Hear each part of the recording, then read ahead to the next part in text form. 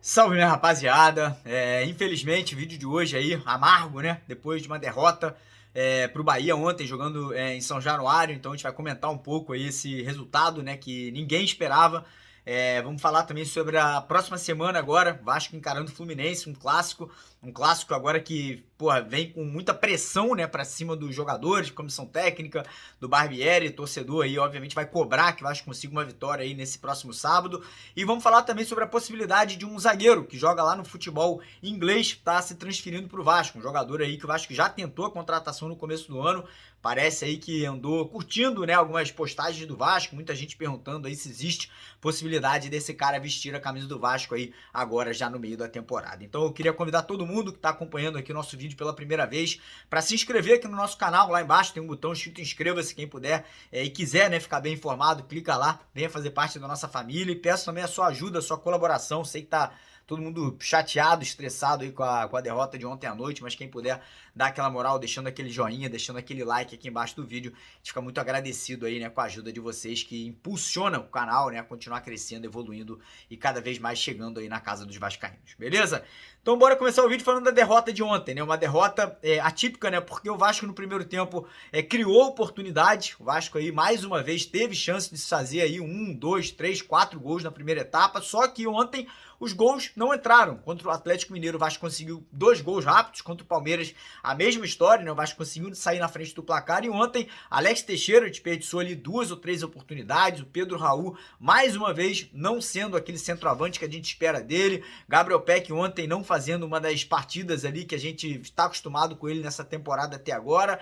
E o Vasco ali desperdiçando muitas chances. Me preocupa, né? Porque o Vasco é um time que finaliza muito, mas finaliza errado, né? Finaliza ou para fora ou em cima do goleiro. E infelizmente aí o Vasco voltou a deixar o adversário fazer gol no final da primeira etapa, né? O Vasco novamente, assim como aconteceu contra o Atlético Mineiro, assim como aconteceu contra o Palmeiras, aconteceu ontem de novo, né? Deu espaço pro Bahia jogar no contra-ataque, o Bahia ali em algumas chances ali acabou não conseguindo ser feliz, inclusive para mim ontem o melhor em campo do Vasco foi o goleiro Léo Jardim, né? Acho que foi uma peça fundamental para que o jogo só terminasse 1-0, mas aí numa jogada ali confusa, né, dos zagueiros do Vasco, Marlon Gomes ali acabou também entrando ali na jogada, deu mole, a bola sobrou pro Tassiano, fez 1-0, né? E aí o segundo tempo a gente esperava que o Barbieri mexesse na equipe, que o time evoluísse, que o time melhorasse. E o que aconteceu foi o contrário, o time piorou, mas piorou muito, né? Parece que aquele time do Vasco de 2021, 2022, 2020, né? Um time que quando sai atrás do placar,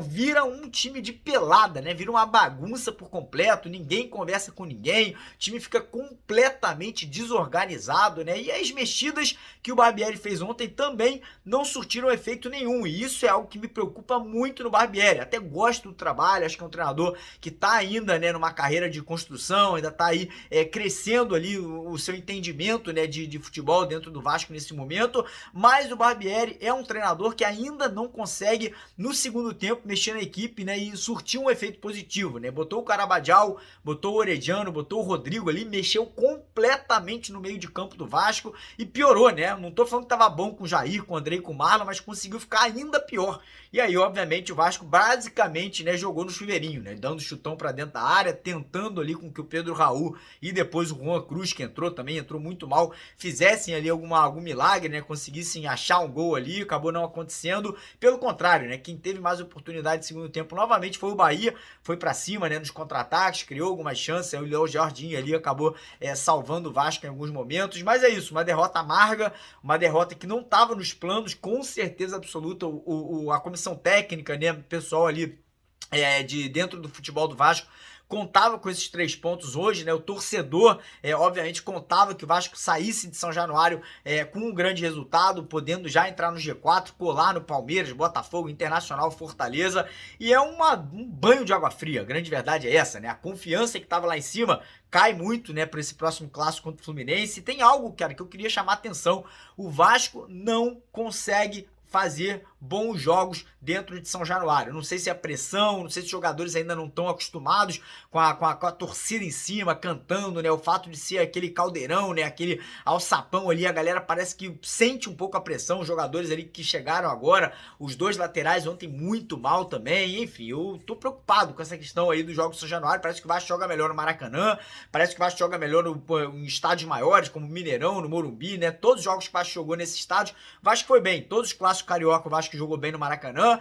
nos dois primeiros jogos agora, no Maraca contra o Palmeiras e no Mineirão lá contra o Galo, o Vasco foi bem também. Então, de repente, aí tô achando melhor o Vasco tentar jogar mais vezes no Maracanã quando tiver oportunidade, porque parece que o time reage melhor jogando em estádios maiores, né? Estádios ali que não tem a torcida tão em cima ali fazendo pressão. Mas enfim, com a derrota de ontem, o Vasco segue com 4 pontos na tabela, vê os adversários ali, né, diretos nessa briga ali por Libertadores ou por meio de tabela encostarem na gente, desperdiça a oportunidade de colar ali na liderança, né? E tem um clássico muito importante pela frente no próximo sábado, contra o Fluminense. O Fluminense tá com 6 pontos, tá na nossa frente, né? O Fluminense aí que obviamente tem um time que já joga junto há mais tempo, tem um perfil de jogo já muito mais estabelecido pelo Fernando Diniz.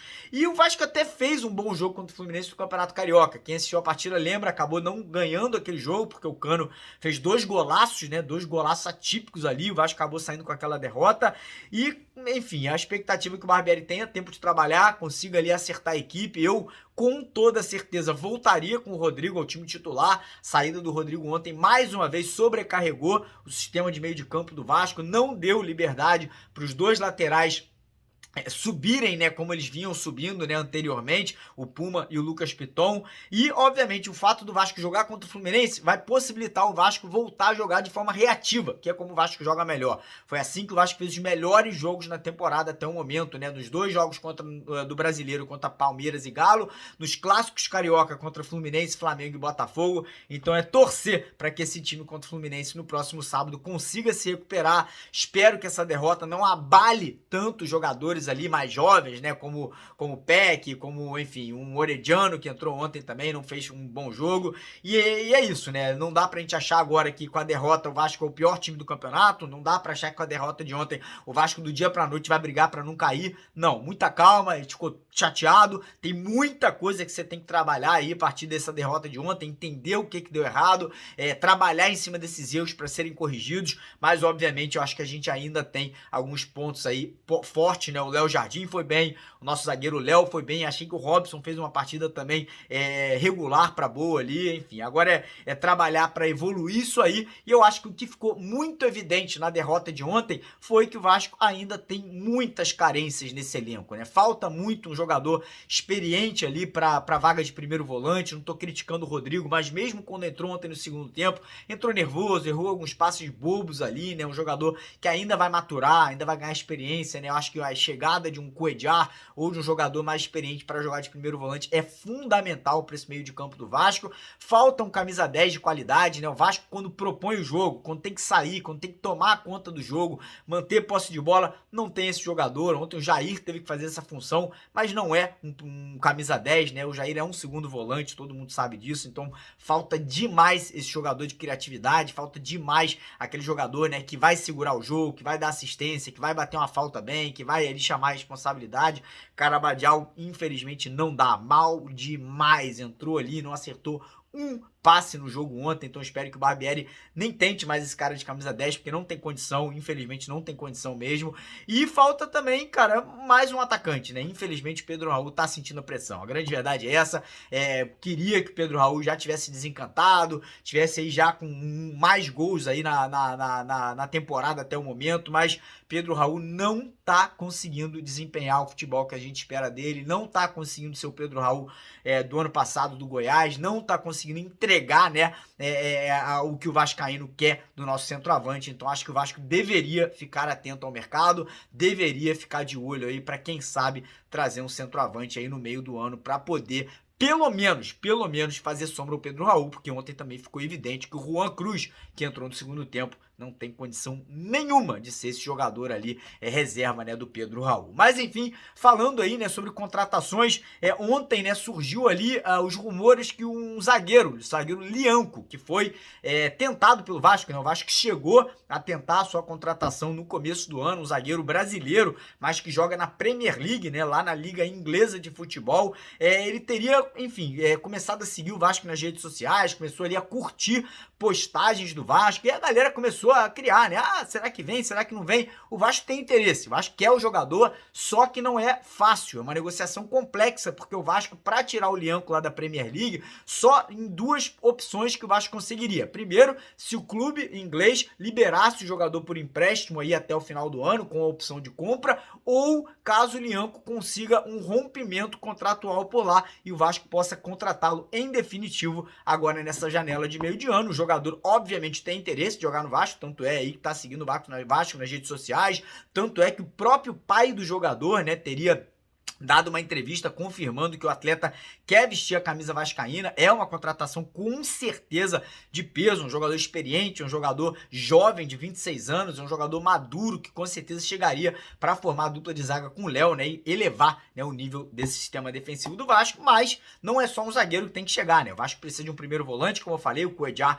é o nome do momento, é a prioridade do Vasco, precisa do camisa 10, parece que o Matias Rojas aí é o jogador que o Vasco tá tentando, né, o argentino que atua lá no Racing. E também mais um atacante de lado de campo, porque o Vasco aí, obviamente, ainda tem algumas carências aí, né, nesse setor ali, que é um setor muito importante hoje na forma que o Vasco joga. Beleza, galera? Antes de terminar o vídeo, queria mais uma vez pedir pra você deixar o like aqui, não esquecer de seguir a gente aqui embaixo, né, se inscreva no canal. Quem quiser participar do meu grupo de WhatsApp, do sorteio das camisas oficiais do Vasco, só fazer um Pix de R$20 para esse número que tá aqui na tela agora, manda o comprovante pra gente lá pelo WhatsApp aqui nesse número também, pra você entrar no grupo de WhatsApp e participar do sorteio das camisas. E agora eu vou deixar com vocês algumas imagens, né, lá da Barreira ontem, festa da torcida antes do jogo começar, né? Depois do jogo não teve festa, obviamente, com a derrota. Beleza? Um abraço. Hoje às 4 da tarde a gente volta aí com a segunda edição. E é isso, né? Vamos acreditar aí que semana que vem a gente ganha do Fluminense. Valeu, tamo junto.